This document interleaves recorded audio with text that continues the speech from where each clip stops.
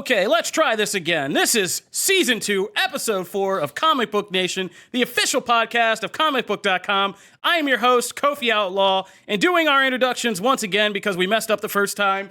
Our original Trinity member, Brandon Davis, is back with us. Hello. Matthew Mueller is back from paternity leave. Yes, I am back. We had a bigger welcome back for you, but that was in the first version of this take. So. Also, I had a different name at that one, too. Yeah. Wait, what was your name then? You said Mueller. Did I? Oh, my God. Well, I'm sorry. You had an alias take. I don't remember everything that happened in this show. I've changed so much since that mysterious episode. Okay, well, Matthew Aguilar, if that is his name, is also back here. It's good to from have you, wherever Matt. he allegedly was. But Congrats on Papahood. Yeah. Yeah. Congrats. Now, moving on from you to other more important things. Wow. We're having a nice little reunion in this studio because an old work buddy of mine is joining us today remotely. Mr. Ben Kendrick, managing editor of ScreenRant.com, is with us. What's up, Ben? What's up, buddy? From the site that you can you hear cannot. me. Yeah, you can. Yeah, I can hear you. Yeah, on this version of the podcast now, works. we can actually hear our guests. So this is awesome. Yeah. Like we've just come long strides in the last 10 minutes and 2 takes of this. So, as Ben alluded to, you guys have heard me joke on the show about the site I cannot name for legal reasons, and now I don't have to because he's here. You could connect the dots, but we were old work buddies, and we worked for many years on that other site. And about 10 years ago, Ben had a nice idea. He came to us and he was like, hey, you guys want to start a podcast? And we were like, dude, like, did you hit your head? What are you talking about? He's like, it's radio, but like for the internet. And we were like, yeah, that'll never work. And so he did it anyway, despite all our objections. And we started a fun little podcast that got really popular and blazed a few trails. And now I thought it'd be fun to bring you back and kind of have you jump on with us today. So it's a nice little reunion for all of you who love that earlier podcast. We'll send you out a little social media thing letting you know this thing is happening. But Ben's with us today because we have a lot to talk about and break down. We're going to talk a little bit Marvel because we've had some shakeups with the Doctor Strange 2 director's chair. We are going to also talk about the first trailer for Did Jesus Mine, which is not as controversial as it may sound right now. We also need to talk about some of the big things that just came out about Disney Plus's 2020 plans and schedule, and we are going to do a spoiler-free review of Birds of Prey, the latest DC movie, to hit theaters. So we're going to do a spoiler-free review today. The next week, when you all have had a chance to see it, we'll come back and do a full spoilers breakdown of Birds of Prey with you. So, jumping right into our news segment today. The first thing we're going to talk about, as I said, is the big shakeup in the Marvel Cinematic Universe, the latest one, which is we knew that Doctor Strange director Scott Derrickson had vacated the director's chair over creative differences with Marvel Studios. Basically, the gist was that we felt like he couldn't make the kind of horror-themed movie he wanted to make for Doctor Strange 2, even having succeeded with Doctor Strange 1, and so he kind of parted ways. And we've all been wondering who could take over that space and deliver a really good kind of thrilling Doctor Strange movie that deals with this multiverse of madness. And last night we got word that original Spider-Man trilogy director Sam Raimi is in talks for Doctor Strange 2, which has sparked, as you can imagine, all kinds of reactions from the Marvel fandom. Me, personally, I'm kind of good with this. I think Raimi is a very unique filmmaker who can take something as crazy as an idea about some kind of demented trip through the multiverse and make it into a really kind of good cinematic event that is also kind of offbeat and unique in an identity. But I know that based on our first run through this conversation, I know that everybody at this table doesn't feel the same way. So, BD, how do you feel? Matt, how do you feel? And then we'll hop over to Ben. I'm into it. I think we had a conversation earlier today in the office where Charlie Ridgely said that he was very much looking forward to Scott Derrickson's version of this movie. Excuse me, that might be coronavirus. I was out of the country. Geez. I hope you're okay. Uh-oh. Glad I'm remote. Yeah. No, that's not. I hope everybody's healthy. And so Charlie pointed out that he wanted to see Scott Derrickson's because he really wanted to see Scott Derrickson's brand of horror in this movie. And we pointed out that, Scott Derrickson's brand of horror is not one that the mainstream audience that Marvel likes to reach, and that's how its box office does so well, would necessarily respond to. And that might be why they kind of parted ways. And then Sam Raimi, you pointed out, is a great guy to do that. Also, I'd like to point out, Sam Raimi once reeled in Avi Arad, Like Avi Arad is a big idea guy, and he really has some crazy ideas sometimes. And That's he one was way of putting it, able to work on the Spider-Man movies under Avi Arad. So I think that if anybody, like, he's going to be able to do a really good job. I think he's a really interesting pick. And like, we rattle off a million names. It's our job to sit here and tweet and write and make videos about who can replace people or play certain roles or be cast when we know a character's coming. And when this Scott Derrickson job on Doctor Strange 2 opened up, we all said a bunch of names. None of us said Sam Raimi, and we're all like, well, they did it again. None of the names we picked, and it's still a really good choice. Yeah.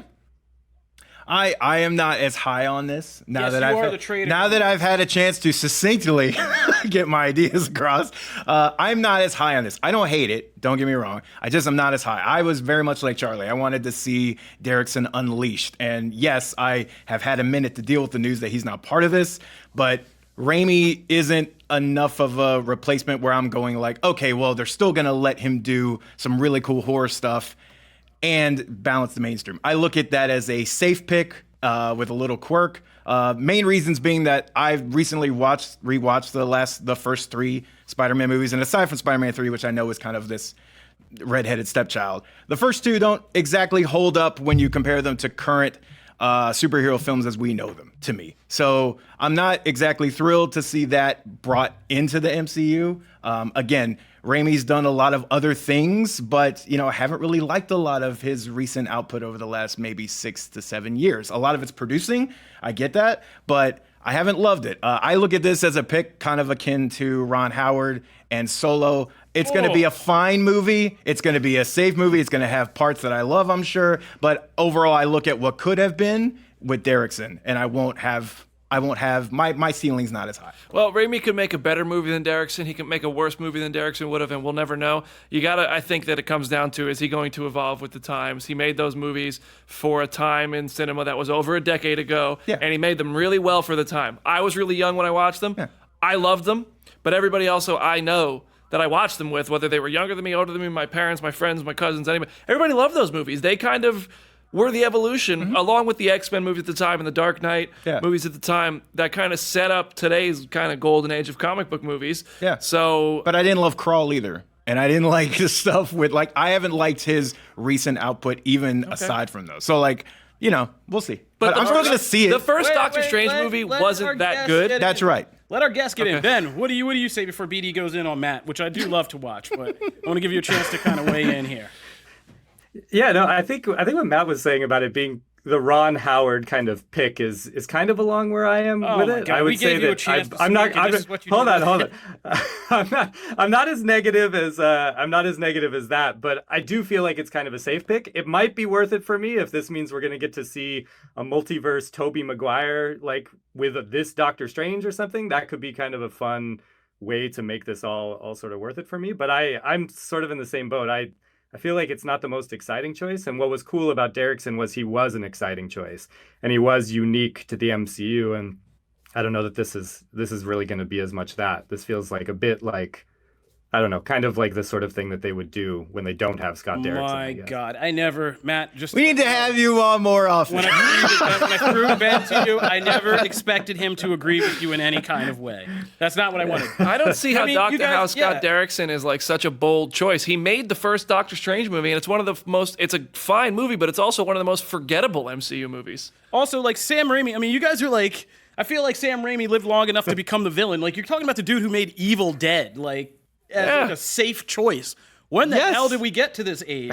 Like, I'm not trying to disrespect the first Doctor Strange movie, and I'm also trying to agree with what Kofi's saying. Like, these are all. I don't know. You're trying to straddle the line. That's odd for you. No, those are both. Those are both on the same argument. I think Sam Raimi's a great choice for this, and I think he might be a better choice than Derrickson.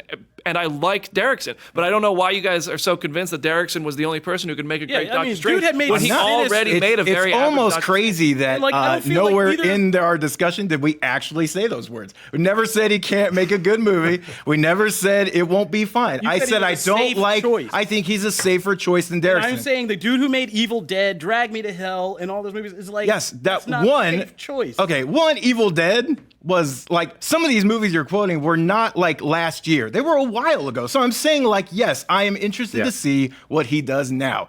I'm not saying I hate it Right. either. Ever since Sam Raimi took that turn into rom-coms, it's just been I'm vanilla. just saying I haven't been thrilled with a lot of his recent output. Okay, that's fair. Okay, that's fair enough. yeah. That's fair enough. But I think just to be that's- fair, Devil's Advocate. that's where I would be with Yeah, it, too. Scott Derrickson had only made Sinister before he got chosen for Doctor. Yeah, but Sinister's really No, he made a good, movie and it was. before that too. A really good one before that. And also, though, the point was Doctor Strange was good despite feeling like Marvel was kind of keeping the clamps on. We want this to be a mainstream thing. We're trying to get a very mystical and offbeat character, even in the comics, to a mainstream audience. So once that's established, you feel like in the sequels, they're going to let that go a little bit more and let him, with Nightmare, Guess what? I I'm wanted about to see what Derrickson could do. Matt's And, gonna get so triggered by what I'm about to say. Oh, it's gonna be good. I know he's gonna hate this, and a lot of people probably are gonna disagree with me. Is it going but to be I about think Captain Marvel? 'Cause A lot that's of your people money are pick. going to agree too. This is about Captain Marvel, Doctor Strange, and Black Panther.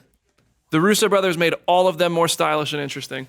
No, they didn't. Yes, they did. That's Not Black factual. Panther, that That's is crazy. just false. Not on a character. Not on a character. I don't even level. have to debate that. It's just You can trash. send your Anyway. tweets to at All Brandon right, Davis. I wouldn't let me talk either. You look at Black Panther, look at his action sequences in Civil War and then in Black Panther. He moves better in Civil War. The choreography of the fight scenes, he moves like a comic An book action hero. scene does not a You do character you, make. I'm not talking about and Doctor Strange. You can't argue with me that Doctor Strange was not more interesting in Avengers: Infinity War and Avengers: Endgame than he was in Doctor Strange. Well, in those movies, he had people to play off of. He was just Doctor Strange by himself. And he was already established. Same thing Like, with Black that's- Panther, for that matter. And when you take no, I don't think that Civil War's epic fight scenes or whatever were more interesting than the world of Wakanda we got in Black Panther. I can't. The world of Wakanda Such is a one Russo thing. No, apologist. oh my god! You love Look it. at the one dinner with Joe look Russo. at the Look, air- I'm a Captain Marvel fanboy, but I admit it, all right? Look at the airport battle in Civil War, and this is not about Black Panther. This whole conversation, but this is just where I'm trying to root it because that's the defense you're taking. Look at how Black Panther moves in that fight scene versus any of the choreographed scenes in Black Panther. The movie as a whole makes Black Panther far more interesting. Yes, the Russos are that's- better at directing action than some of these other. Yeah, which- newfound okay, they enhance sure. different things. who They- Marvel picked.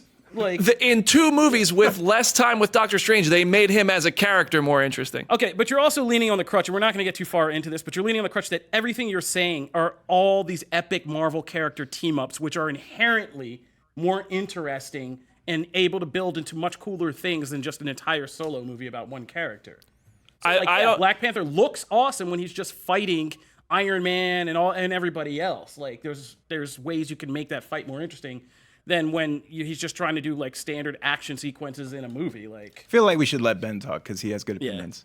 Yeah, we also got to move on. So we're not going to we've gone way off the point to arguing about whether Black Panther, Captain Marvel, and Doctor Strange are even good movies. But yeah, but I'm not arguing if any of them close are us out good with some movies. sense. That's what should we do to get us through this angst about Sam Raimi? Well, He's making stuff up. I don't know how to heal what's going on on set with you guys right Toss now the grenade. necessarily, We but do that here. yeah, I think it was just I was excited to see what Derrickson would do with a second film. I'm sorry that he didn't get that chance because I do think, kind of like Matt was saying, I think the clamps may be a bit on the first one because it was a Doctor Strange origin story and they were trying to get a lot of stuff done. I wanted to see that kind of blown out. But Raimi, he made Spider-Man 2, which is among my top favorite superhero films of all time. So, I'm excited to see what he does. So that'll do it for this. Me and BD will be just sitting here saying, I told you so, when Doctor Strange 2 is much more awesome than Doctor Strange 1. I can't. Were there We'll other come back and topics? I feel like this was the main topic. We want to do 30 more minutes. This is more. I this feel is like one we of the could do main 30 topics, more but we're minutes. going to move on because we got a new trailer today that takes us back to the world of the Big Lebowski. John Turturro has gotten up and written and directed a spinoff of the Big Lebowski about his character Jesus. You don't mess with the Jesus, man. The kind of creep bowler from the Big Lebowski. And I didn't know how this was going to go. I mean, I'm a big Lebowski lover ever since that movie was in theaters, and I just randomly didn't know what I was walking into. I just was with a bunch of high school friends and had a 30-pack in a place we needed to drink it. But then I was in somewhere around beer 3. I was like, wow, this movie's actually really interesting. So It's crazy that you said 30-pack and you meant beer. I thought you meant a Crave case, but that's fine. Whatever. Nerds. All right, but so I didn't know how a spinoff of Jesus was gonna do, but this first trailer for the movie, for the Jesus spinoff movie, Jesus Rolls, it's actually pretty funny, and this actually looks pretty good, and I'm kind of now really excited to see it. what we get is this weird road trip movie with Jesus and Bobby Cannavale, who's his old friend, and then they run afoul of like John Hamm as like a criminal, and they meet this lady who's like a hooker / hair washer, and like end up meeting Susan Sarandon, and it was just all crazy, and it's like a weird mix between a Coen Brothers movie and a Tarantino movie is kind of what it feels like, but it just looks funny as hell, and John Turturro is really jumping deeper into this Jesus character in a way that, like, I haven't seen a kind of spinoff I've been this most interested in about a kind of comedic relief character since Better Call Saul. And I'm kind of now really excited to see. Does he care about the rules yet? No. Oh, no, he just commits crime. It's clear this Jesus cares nothing about the rules. He's stealing cars and stuff, so yeah, you have to assume he doesn't, right? No, he cares nothing about the rules. I wonder if they're going to touch about the whole thing with him and, like, kids and that whole thing from the Big Lebowski, so... That'll be interesting to see how they handle that. But I suggest you go to Comicbook.com movies and check out that trailer for Jesus Rolls. Anybody out this? I mean, Matt? I think that I just love how in on the joke it is. It plays it serious, but everything's with a wink, and like it's great. I really was not expecting much out of this. And after the trailer, I was like, okay, you got me. I'll go see that. It looks fun. That Scott Derrickson's not directing. I mean, I don't know. It's not going to be as good, I guess. Ben, you're a Big Lebowski guy, right? Yeah, I was really skeptical about this movie, to be totally honest, from when it was first announced. But I agree. I liked the trailer. I thought it was kind of funny. They seem to be doing kind of a different thing with sort of it being a road trip movie and the wacky characters they meet along the way. So it's kind of nice. They're not just like planting him back in the world of Big Lebowski necessarily. They're sort of taking him on his own journey. I like that. I'm curious to see it. My confidence is not still super high, but the trailer got me excited for it. All right. Well, that'll do it because we don't have too much to go in on that. Go watch the trailer. Tell us what you think. # Comic Book Nation. We're going to move from that small little movie to a big movie that's coming our way. The Matrix 4. So The Matrix 4 is now filming. It's actually happening, y'all. This is not like another almost Matrix thing that's happening. It's the cameras are rolling. The Wachowskis are out there. They're shooting. And we saw some first set videos of Keanu Reeves back as Neo. And it looks like he walked right off the set of The Eternals or something, because I don't know what's going on with both these movies right now, but everybody's just getting their coffee shop outfits on, their beanies, their trench coats. It's like everything is now set in Seattle or Portland or some ish like that. I don't know, but it's crazy. But yeah, nothing too exciting to report yet, but it is curious. We see Neo just like walking around a city in like a like it is, yeah, like homeless, yeah, like either like hipster or homeless, somewhere along that line. These days you can hardly tell the difference. Sometimes he could be a major celebrity or a homeless person. They all seem to dress the same, but he's kind of was that a jab at Billie Eilish? Billie Eilish, Jared Leto, a whole bunch of people. That was a jab at a lot. Oh, Jared Leto does it. Yeah. I was specifically I didn't think about that. Everywhere, I'm great. I was specifically thinking that Keanu Reeves looked like a lot like Jared Leto in that photo. It's like he's like making fun of Michael Morbius or something like that. But yeah, so I thought we'd just talk about it because I mean, this is an interesting take. It's just a set photo. Obviously, it could look way different. They don't have the green filters on it. We don't know if this is like a new version of the Matrix or the new real world or whatever. I mean, because obviously a lot of post-production will have to be done to make this whatever it is in the movie. But it was an interesting choice in outfit that got my eyebrow raised. BD, you covered this. What do you think? I mean, nobody's more excited here for The Matrix 4 than I am. And it was just like, oh, that's John Wick. I don't know. I mean, he looks like John Wick. He doesn't look. I think it's definitely a choice to keep his long hair. I feel like in that outfit, it must be to differentiate him from the Neo of The Matrix's past. Yeah. I think it's got to be a new Neo who maybe isn't aware yet of what he did before. That's what I was thinking. Or maybe some version of that. That's what I think is happening. And I think it's kind of him discovering, like he's looking up at something and he looks kind of astonished at whatever he's looking at. Maybe it's Yahya Abdul-Mateen. I don't know. What role is he playing? He's the lead actor.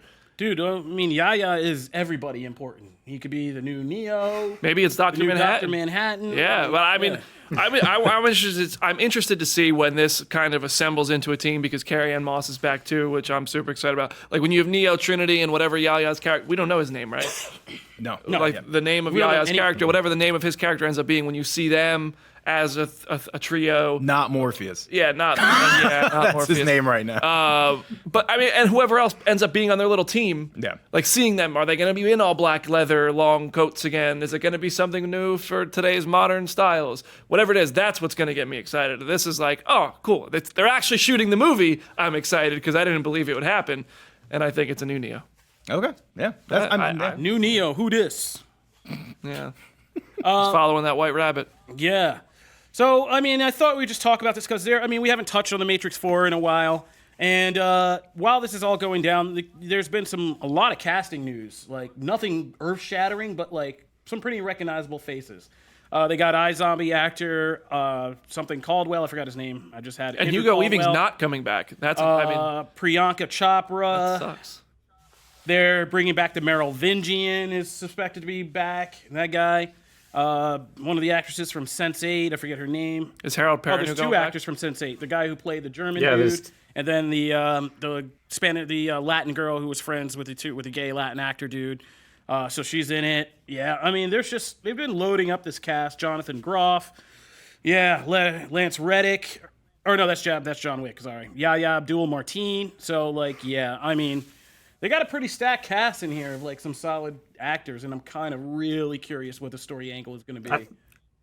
I thought that was the funniest part of seeing this, like this being the first look that we get at the Matrix 4, is that there's all these amazing actors in the movie. Some of them are returning characters that are very like Meryl Vingian, like you were talking about. And this world is so sci-fi that what we get is this shot of just like Keanu Reeves on the street or something like that. Like it's one of the, we used to talk about this a lot, Kofi, like, the optics on things like this are just so weird. Like, you know, you're going to be shooting out in public. Like, why would you at least not release like something that, you know, has one of the characters in costume or something to just give you a taste of what like the production design is going to look like and what they're really building up to here.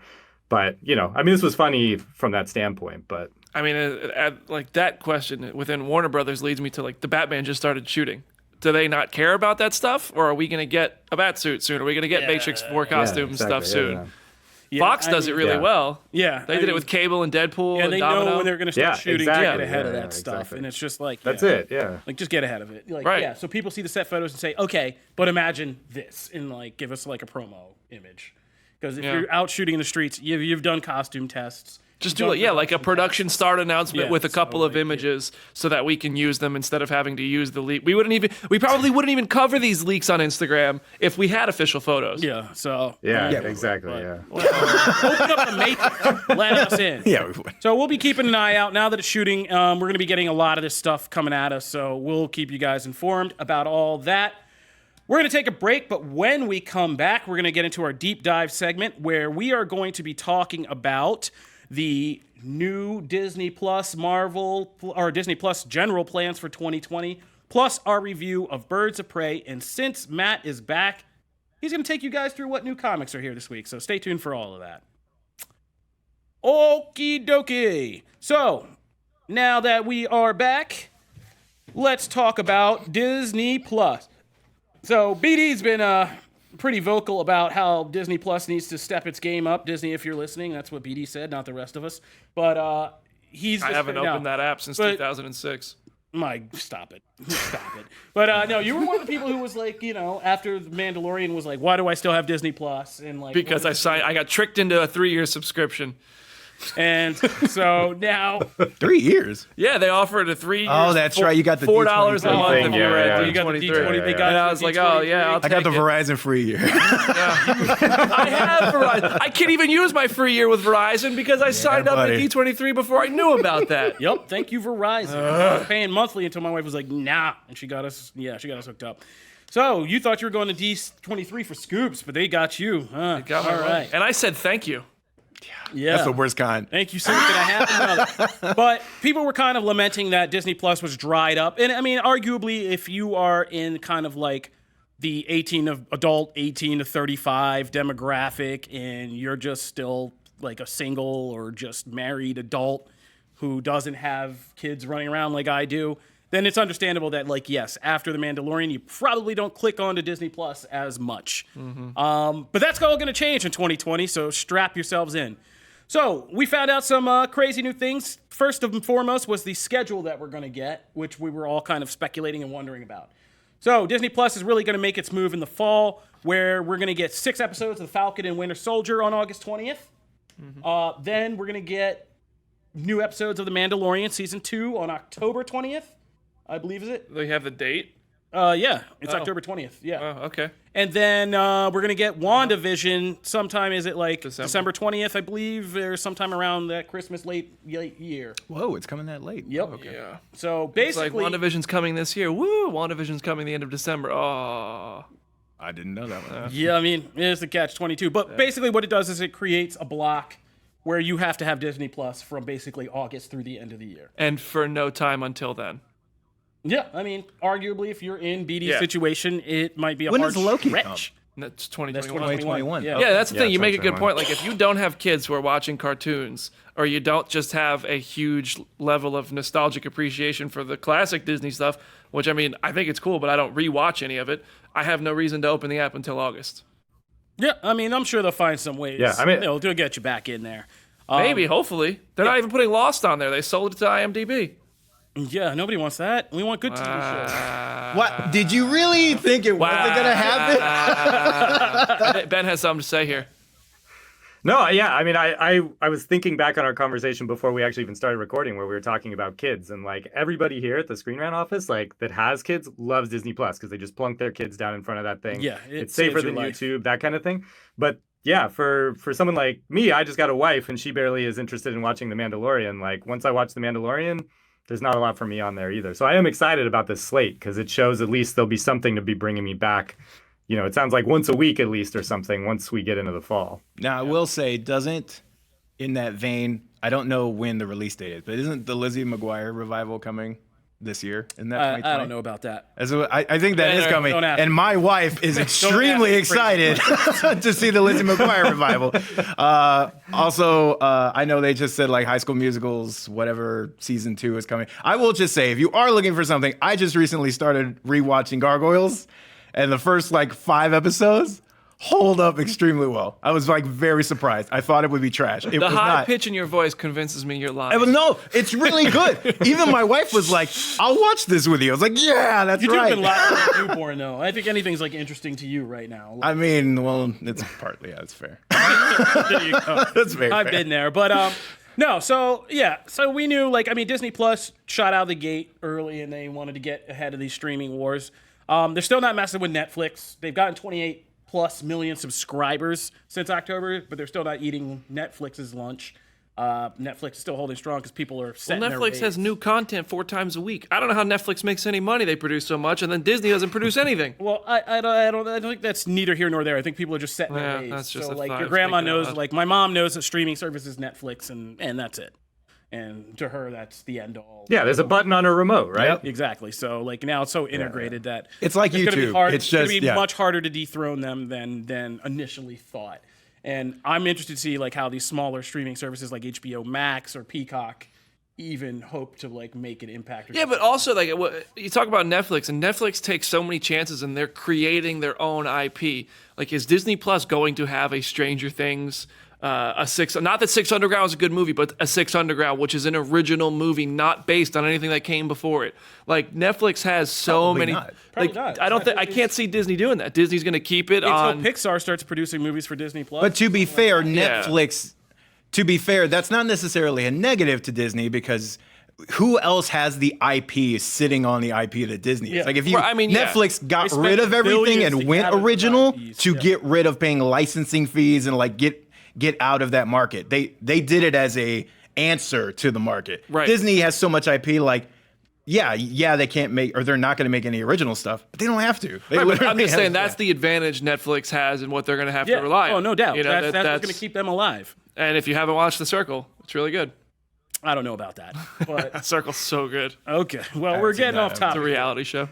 So there's also they got 10 Marvel shows in development, and so it's not like Moon Knight! and they got more Star Wars stuff in development. We don't know what they're going to do with like the 20th Century Studios properties and stuff like that. How long till we get an Avatar TV show? That you could arguably Disney Plus could arguably produce another Die Hard spinoff and I mean, they do could. something. Alien, Predator. And eventually, once they get like their branding, first, there's still a lot of steps. Right now, everything's just Disney. But like once they get the 20th Century brand worked out and kind of like throw that under there as a sub thing, I think we'll see like a lot more pointed aims at that adult demographic, that 18 to 35, where they can give you more things like rated R movies and stuff like that. Because right now, they're not set up for it. They don't have it all kind of filtered out the right ways, but they're still working that out.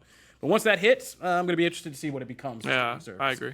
All right, so moving right along, that's what we're going to. So there's going to be Disney Plus stuff to. If we're all still here in the fall, Disney Plus will be here with some hot content.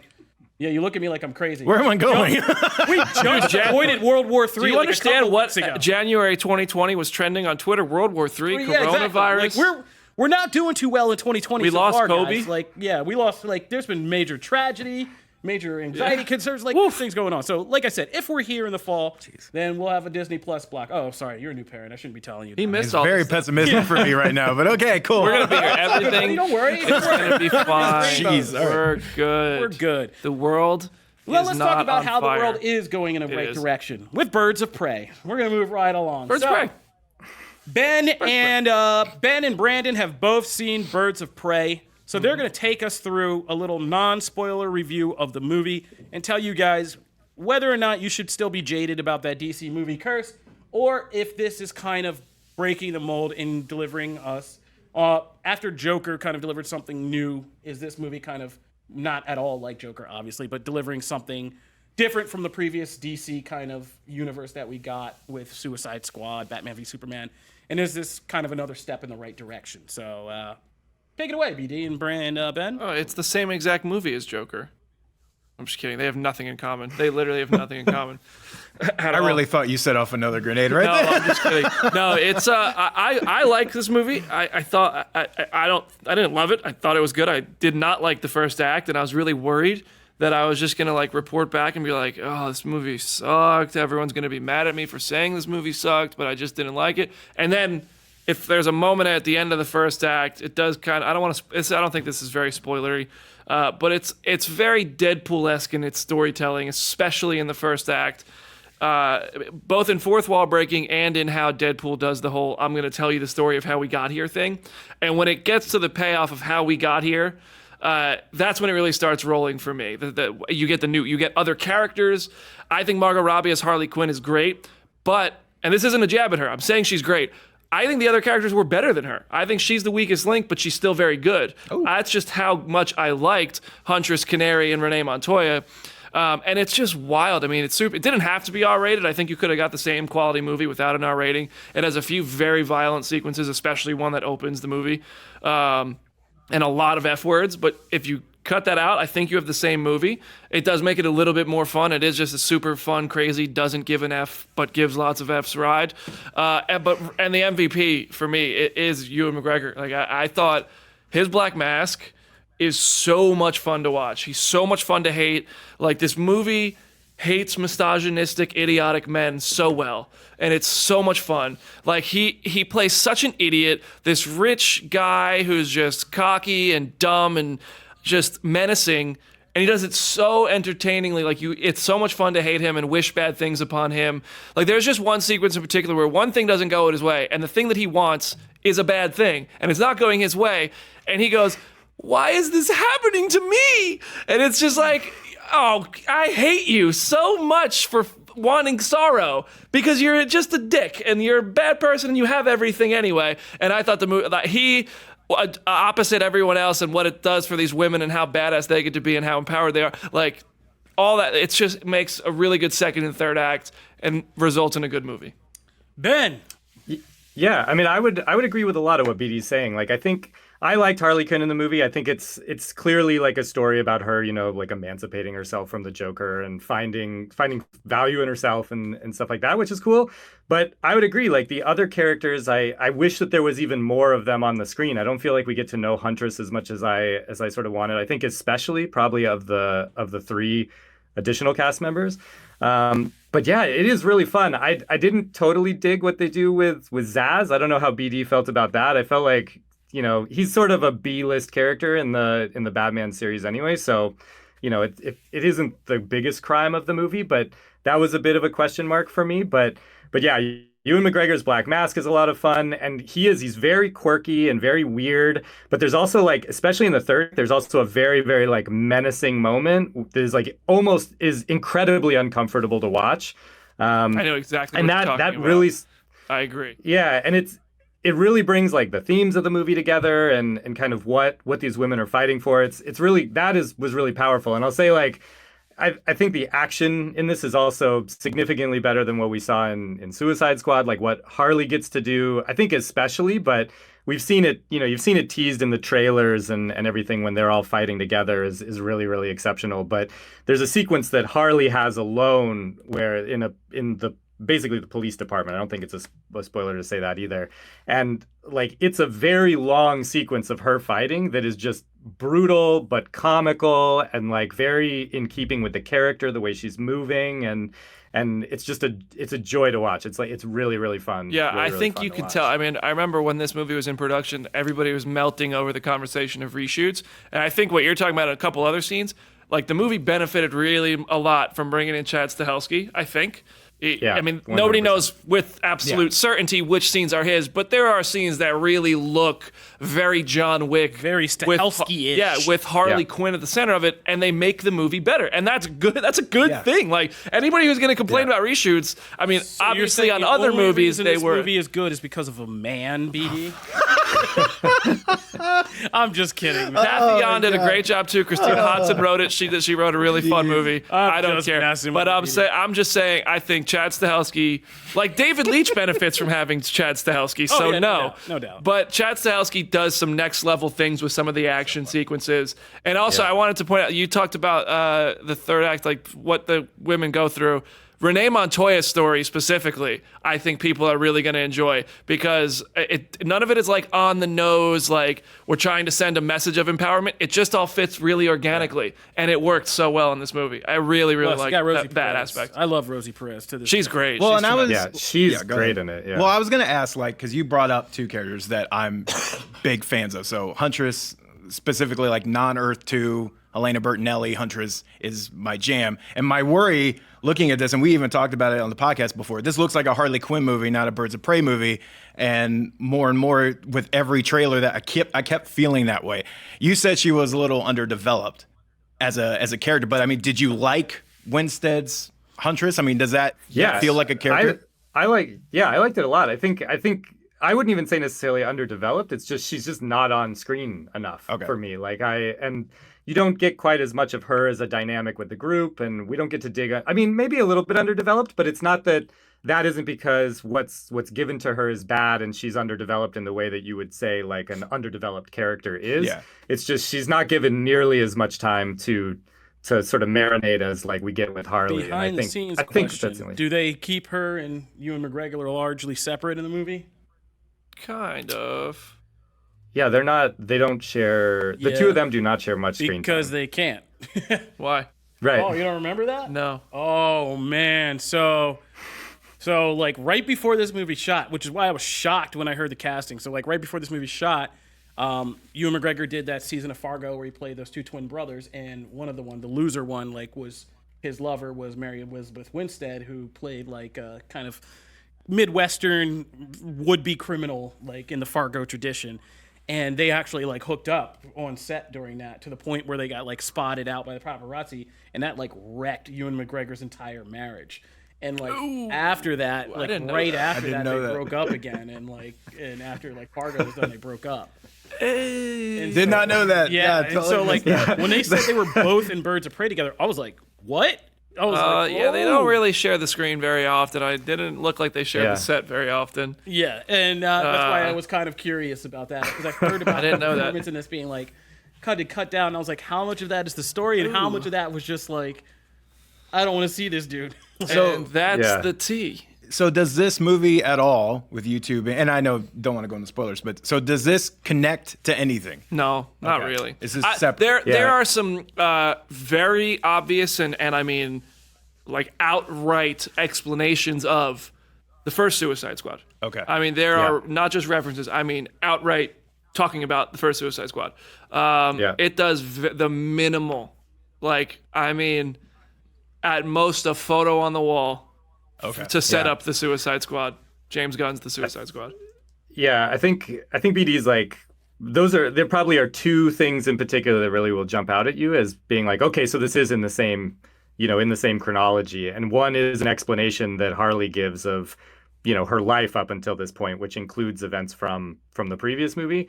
And then the other is, I mean, he alluded to it. There's a photo on the wall that is referenced in kind of in sort of almost like a fourth wall breaking moment. Yeah.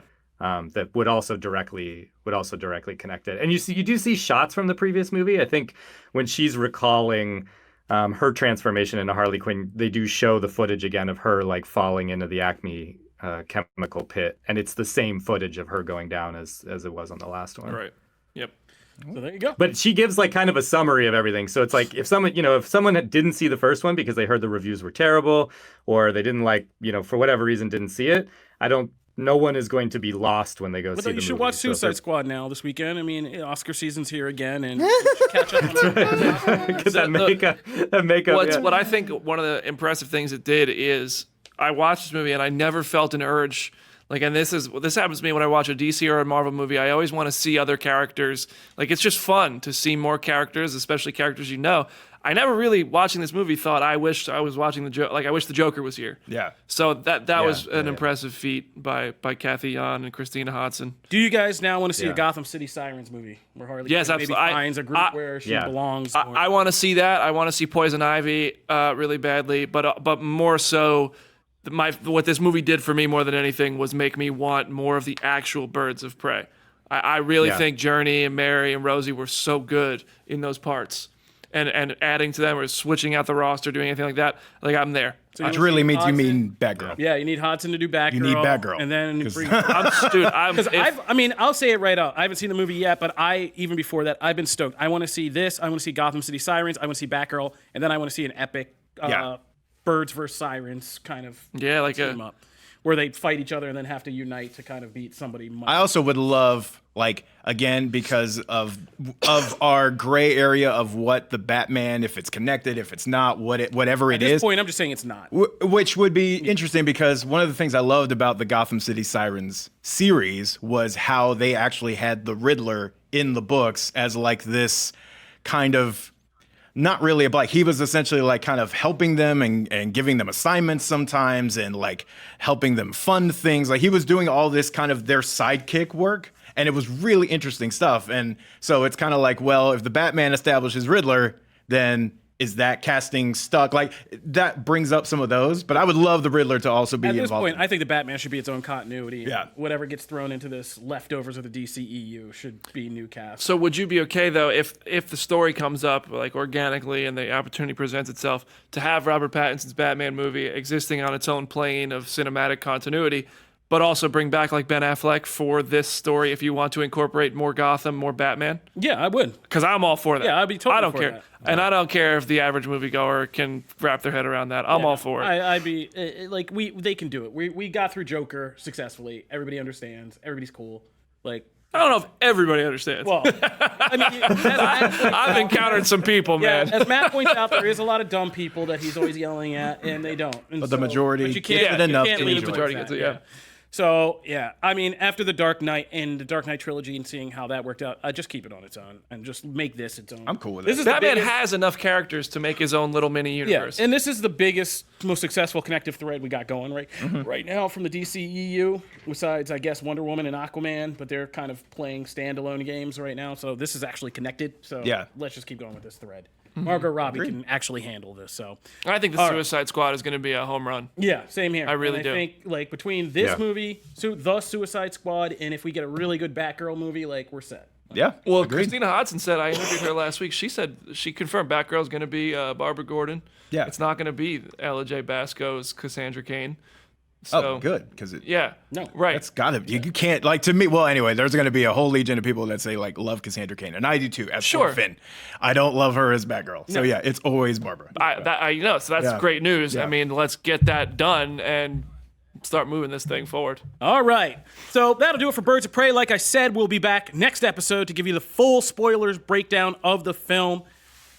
But to end today, Matt, take us on home. What comics should we be buying this. Oh, look at that list. Well, so because we're doing this not on our regular Wednesday show, I feel like I can talk spoilers a little bit in certain ones. So, spoiler warning for just some. I'm not going to go through big spoilers for all of them, just the ones that's pertinent. So, Buffy number 12, if you've been enjoying, Hellmouth is somehow still going on. It's a long event. Feels like it's been going on for like 3 years now. Such a loaded event title. Every time I hear that. Hellmouth. But Buffy's good. Buffy's fun. So, I mean, if you like that, cast of characters is doing some really interesting things with the verse. Mighty Morphin Power Rangers, Teenage Mutant Ninja Turtles number 3.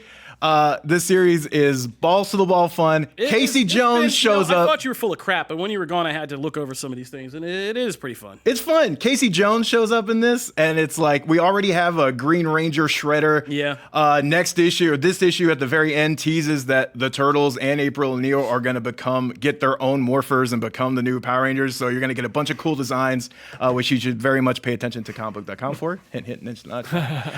But like, so it's fun. Like, it's just ridiculous. The writer is a fan of the old TMNT movies and Power Rangers, so it's like the perfect person writing this. So I also have Disney Pixar The Incredibles 2 Slow Burn number 1.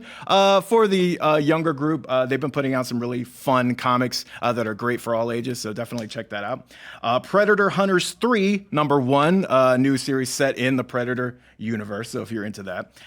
Orville Season 1.5 Volume 1. This series has actually been getting a lot of love from the community who follows the Orville. So the first part is in trade, so you should definitely check it out. Batman number 88, we're still continuing on the post-Tom King era. I'm curious, have you been keeping up? I can't. I'm really having trouble jumping into this thing. I'll get to the Joker War when it actually happens. Yeah. I'll read that event, but I'm having a lot of trouble making the switch from the excellence of Tom King to the okayness of Tyrion, like or whatever his name is. Yeah, Tynan. Yeah. It's man, that City of Bane was so good. And that's how I feel. I feel like it's fine. I don't feel like I'm just invested. It's just something I read at the moment until we get to Joker War. Maybe we'll get that. Let me be honest. I'm gonna read Joker War, but it feels like just we're back to gimmicks instead of real storytelling. Like, I love City of Bane for being a Trojan horse that sounded like this epic gimmicky storyline, and then it was like this very intimate Batman story. And this just feels like it's like we have Punchline is coming, a new Joker. Yeah, I know. Martin Harley Quinn. We're reinventing Harley Quinn as Punchline, and it's just like it just has gimmicks on gimmicks on gimmicks. So I'm gonna try to keep with it because Batman was doing really well for a while there. Yeah. So I'm just going to try to stick. If you're looking for more Harley Quinn, actually, I mean, there is some great stuff that's been done. Harleen has actually been a really interesting Black Label 3-issue series. This week actually releases Joker Harley Criminal Sanity, which, while Joker is in the headline, it's really about Harley Quinn it's kind of like this alternate take on her. She's a cop. She's investigating a serial killer that is Joker. And so it's very much like she also teaches like a class. It's kind of like watching that CBS show that I'm blanking on it, Criminal Minds. It's kind of like watching one of their breakdowns of a serial killer. It's like that in comic book form, and she's very much following a trail. So that's very interesting. So there's a lot of different takes, but yeah, Batman's take hasn't been my favorite. We also have Lois Lane number 8, which is Greg Rucka has been doing a great job with that character, and issue 9 actually has a preview very soon, so you should check that out. Ant-Man number 1 is coming, as well as Conan Battle for the Serpent Crown number 1. For the people who like Conan, there's also Savage Avengers number 0, which it's a really big issue that reprints an old story, but Conan is very much playing a part in the current Marvel universe. So if you're interested, this is one to check out. There's also Dark Agnes number 1, another Conan character that's coming into the books and getting her own series. We also have Immortal Hulk, Great Power number 1. I have not been the biggest Immortal Hulk fan, but Jim sings its praises every month. So does Jamie. So I imagine it just hasn't been my cup of tea, but I've never been the biggest Hulk person. But evidently it's very good. So this is its own little miniseries. Marauders number 7 Marauders is still the best X book to come out of Dawn of X. It's still keeping that up. Callisto is in this issue, and there is an amazing sequence where Callisto reunites with Storm, and it's just like a pitch perfect, like Jerry Duggan just gets these characters. So very much should check that out. Marvel's Avengers Hulk number 1, which is a prequel to the upcoming game. Star Wars Darth Vader number 1. We were talking a lot about the Kylo Ren series and how that's it's kind of doing what A lot of people wish Rise had done. Star Wars Darth Vader. A lot of people like the new Star Wars series that's come out for a lot of the same reasons of like, well, we would like to see this movie form. People are kind of saying some of the same stuff about Darth Vader #1. Yeah. So if you're kind of... You want that Darth Vader movie. If you're feeling kind of let down, Marvel's current job with the Star Wars books is very good. We also have Spider-Verse #5 of 6. We have Strike Force #6. And then X-Men Fantastic Four #1, which is fantastic pun. Hint, hint. That's a great pun, right? No, it's good. Artwork kind of sucks, but it's good. What, you don't like Dodson? No. Also, why did I say that so high? It's a great book though, because Reed, I always felt like Reed Richards as a character is very pretentious and a little full of himself, very condescending. And this book like proves my point in spades, and he's no better than Xavier, and he's kind of a jerk. And this has like a great moment. This book is really about Franklin Richards picking whether he's going to be on Krakoa because he is a mutant, or if he's going to stay with Reed and his scientific-minded stuff. And it's really like, that's the premise, but it's very much a family drama, and it's really interesting. So if you're a fan of either, check it out. Interesting thing that you can find on a Comicbook.com. Marvel, X-Men Fantastic Four also does a risky move of kind of redefining the Fantastic Four's powers and where they come from, and in doing so, also teases the first possible explanation of the entire nature of superpowers in the Marvel Universe and what it comes from. And it's very Star Wars midichlorian. Yeah. So I'm a little trepidatious about this because, they're Reed Richards, because they do Hickman charts in this, and one of them is Reed Richards' data entry about him researching the nature of superpowers and where that search is leading to this big theory about where they all come from, and that each Marvel character with superpowers is a different totem of this central power, and it's very midichlorian-y. So hopefully they don't trip over their own feet with that one. But finally, take us out. What's the last one? Oh. Yondu #5. So that series is coming to a close. It's been fun. I've enjoyed Yondu, but that one will be coming to a conclusion. And you missed one in your list. Captain America: The End. Did I really miss Captain America: The End? Yes. Oh, my bad. So Captain America: The End. Yeah. By the way, have you been reading? Because we've had like 6 The End books. I don't like The End stuff. I tried to check it out. Yeah. Like the Miles Morales stuff, and like I like What If, but I don't like The End. Okay. It's never going to stick or be the end. So no. It's just kind of like, eh. Though Captain Marvel: The End was actually really And plus, good. like, Tom Taylor did something much better, like Deceased. Like, that was a much better here's the end of the world story. I can't hate on that. Tom Taylor is the man. This is just not my cup of tea, but they're not bad. I mean, there's some interesting things that they posit as interesting theories, like Captain America's blood will save everybody. Yeah. So there you go. All right. But that's it. Matt, glad to have you back. Now we know what comics to buy. I've been just flipping through Comixology like aimlessly the last few weeks, and it's good to have you back, buddy. All right, that'll do it for this episode of Comic Book Nation. We want to thank Ben Kendrick from ScreenRant.com for joining us on this episode and showing we know people besides just the people in this room. Thanks, Ben. It was good to do this with you again. Yeah, for sure, man. It was fun. Thanks for having me. And Rob and I are cooking something up, so we're gonna have to have you guys on at some point. All right. Oh, you cooking up competition? You shouldn't have said that. No. Not. It's not direct. Not now direct we're just competition. Upset we had you here. No, I'm just kidding. If you want to plug yourself and plug what you do, why don't you drop that free promotion where people can find you? Yeah, no, it's all good. Just like read Screen Rant. You can follow me at Ben Kendrick on Twitter. So yeah, that's all right. I won't plug too much. That's all good. If you guys are just now tuning in, we're not a TV show. Now tuning into the show, we put up new episodes every Wednesday and Friday on Comicbook.com. You can subscribe to our RSS feed and get regular updates of the show. Or you can listen on your favorite podcast listening platforms. We're on iTunes, Stitcher, Spotify, iHeartRadio, Google Podcasts, Google Playlist, or you can find us, video of us, on the Comicbook.com YouTube page. If you want to continue the discussion about anything we've talked about today, hit us up at the hashtag ComicBookNation. And you can reach me at Kofi Outlaw. You can find me at Brandon Davis BD. You can hit me up at Matt Aguilar CB. And if you like the show and are a listener and you're enjoying it, go on iTunes, leave us a 5-star review, because we're coming up on another junction where we're going to be reading some listener reviews. And if we read your 5-star review from iTunes on the show, we send you some free Comic Book Nation swag in the form of an awesome t-shirt. And they do not skip on the thread count, so they're good t-shirts. So get on iTunes, leave us that 5-star review. Such a random. It's amazing. Yeah, that was like. You know we gotta have random outros, bro. You know how we do here. Oh my That'll do God. it for this episode of Comic Book Nation. You guys have a good weekend. Enjoy Birds of Prey, and we'll see you when we come back. Peace. Peace.